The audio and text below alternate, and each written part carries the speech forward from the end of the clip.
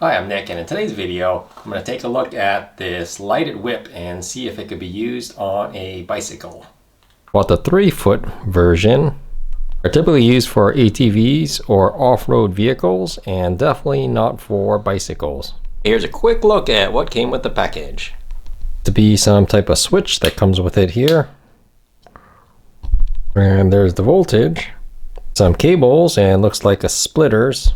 Then we have the LED whip itself. It looks like it came with a flag, and also there is a remote control on the other side right here. Little rubber cap here and some zip ties. 3 pamphlets of paperwork. It's a catalog. There's a quick look at the installation manual. It looks like there's a flag up top, and you have to use this connection here to get the positive and negative, even though there are 3 connections right there, and I'll show you that really quickly. The base here is a connection here along with these cables, and on the end is the positive and negative. But here's where I was talking about having 3 connections. So from here you can't tell what's positive or negative, and this is the end that comes out of the LED whip, and you have to connect it here to this thing that weighs a little bit more. See, it comes with 2 separate flag options. This is the interesting looking remote control. Paper has information regarding the lighting mount and the rocker switch.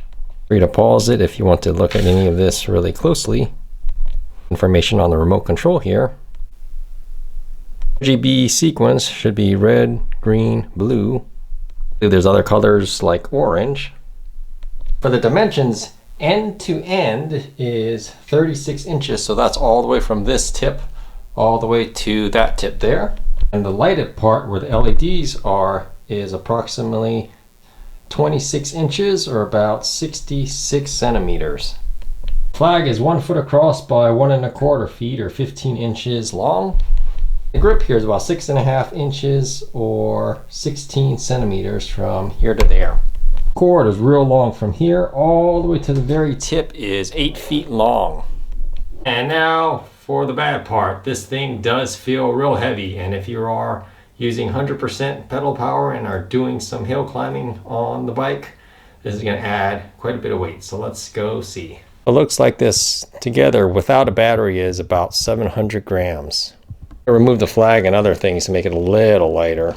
And I made another one with a carbon fiber pole and another LED light for only 140 grams. Connected this to 11.1 volt or 12 volt battery bank, and let's see when I turn it on. And it does look indeed quite bright. We have purple, blue, oh, and it's even moving different colors. That's pretty neat. So all I did is plug it in, power it with 12 volts, and this is what it looks like without even using the remote or changing any of the functions. Yeah, there's a power meter here so we could check on how many watts it takes. And as is, it is taking approximately 10 watts of energy on the standard mode here. And this is what it looks like. And that's using approximately 10 watts of electricity.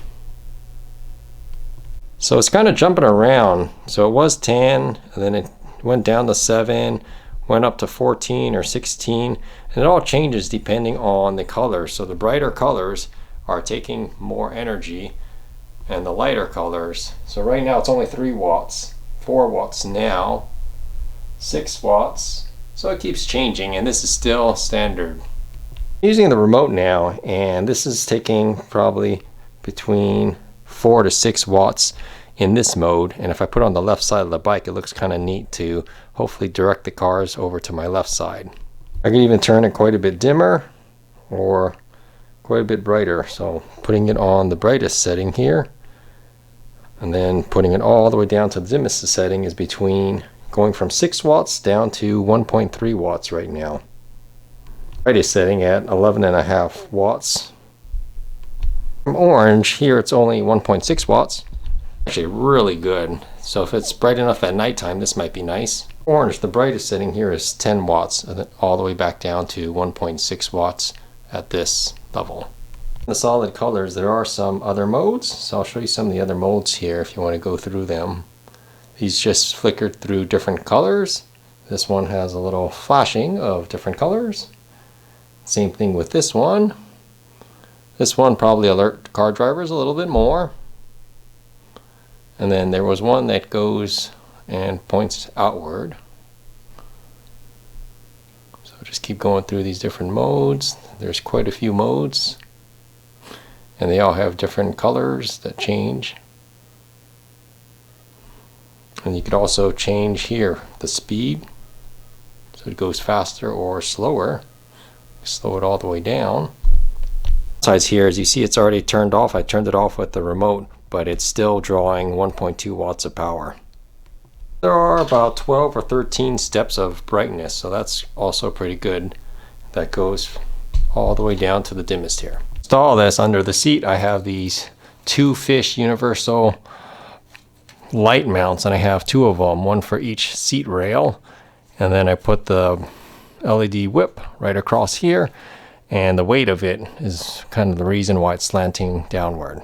And here's another mounting option where you can use the same mounts. Mount one on the base of your seat stay right there, and then another mount underneath the seat rail, and it still sticks out just a little bit, but then you could use this for the psychopaths. From this perspective, you can see it's pretty much no wider than the width of the handlebar. Probably maybe a little wider, but same width as the mirror. So with 360-degree visibility, the light here stands out pretty good off the side of my bike here. Looks kind of nice and very visible on the side here, and you could even see the flag down here at night. So when I'm pedaling normally on the flat areas, it seems to be pretty good. And it's not, I don't feel that extra weight back there.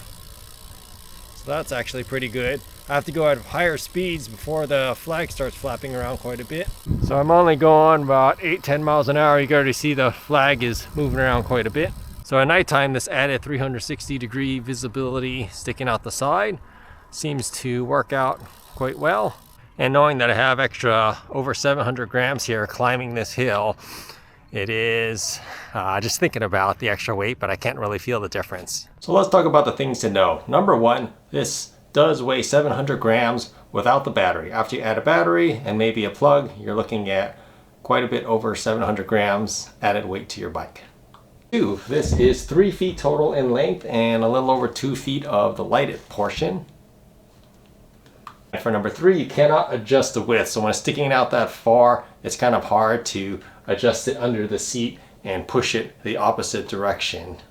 Number 4, this mounts where how I have it is under the seat rails. However, you could always, since it is a pole, you can move it so it's vertically or off slightly in another direction if you like. You do use this thing in a group ride, which I don't recommend. Cyclists are going to have a little harder time passing you. It is actually from the end of my mirror only 1 foot wider, so it's really not super obnoxiously wide. Number 6, I've never used this for cycling paths or multi-purpose paths that you share with walkers, joggers, people with strollers, and dogs, because it does stick out quite a bit wider. It's not great, so I just use it just for street riding only, typically while I'm solo and on rides that I know I'll be on the street almost majority of the time. Another bad thing about this is if you're going through a bike path and just even for a short while and there's these poles on each side and you have to go through, you have to actually stop, kind of lift your bike up, at least this portion here, over the poles. While it is flexible, I wouldn't risk hitting any of these LEDs smacking it into a pole. Number 8, the power here varies between 2 watts and 20 watts, and right here it's only about 3 watts. So if you have a battery, 12 volt lithium battery, that's 33 watt hours, what I'm using, then this should be good for about 10 hours. Okay, number 9 thing to know about this LED whip. I'm gonna have to look this one up. There are 12 solid colors, 13 brightness settings for each of those solid colors, and when you are on this chase mode where the lights are moving, there are 10 speed settings from slow to really fast, and they claim that there's up to 366 different modes. I have not tested all of them, and you have to use your remote here with this M up and down in order to test the different modes. Number 10, a great thing is when you unplug this and you turn it off, it remembers the setting you're in. So that's perfect. It doesn't go back and revert back to a certain stock color setting. If I leave it at this mode, at this speed, and this brightness, it'll come back exactly the same how I left it. So you don't have to ride holding the remote, but maybe it's a better idea to, but this I'm pretty sure is not waterproof. Thing to know is there is a lot of extra cable, 8 feet of cable plus this extra little power box thing here, and the end here makes it hard to put it all into your seat pack with that and the spare battery. So if you already have a full seat pack, you may have to move stuff up to a front bag like I have here. So I had to move my tube, my tools, and tire levers up here so I could put all of my cables and battery into the rear seat pack there. So is this LED tail whip light for you and for your type of riding? Well, I'm gonna have to let you decide on that one based on some of the things that I said during this review. I hope you found this really helpful, and if you did, please give it a thumbs up down below, and leave any kind comments or questions as you may have in the comment section below. Thanks so much for watching. Hope you have a great day or great night riding.